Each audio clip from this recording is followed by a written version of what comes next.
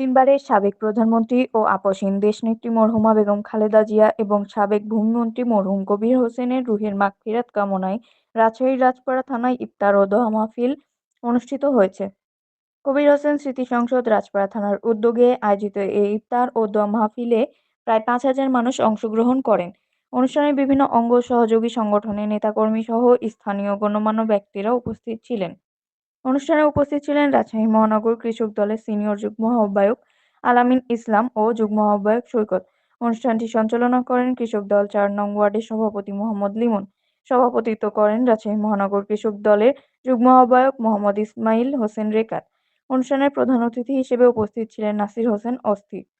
প্রধান অতিথির বক্তব্যে নাসির হোসেন অস্থির বলেন, মরহুমা বেগম খালেদা জিয়া ও মরহুম কবির হোসেন দেশের মানুষের কল্যাণে আজীবন কাজ করেছেন। তাদের অবদান দেশ ও জাতি শ্রদ্ধার সঙ্গে স্মরণ করবে। সেজন্য এসেছি আপনাদের পাশে দাঁড়ানোর জন্য, এছাড়া আমার কোনো উদ্দেশ্য নাই। যখন সময় হবে তখন আমি চেয়ে নিব আপনাদের কাছে।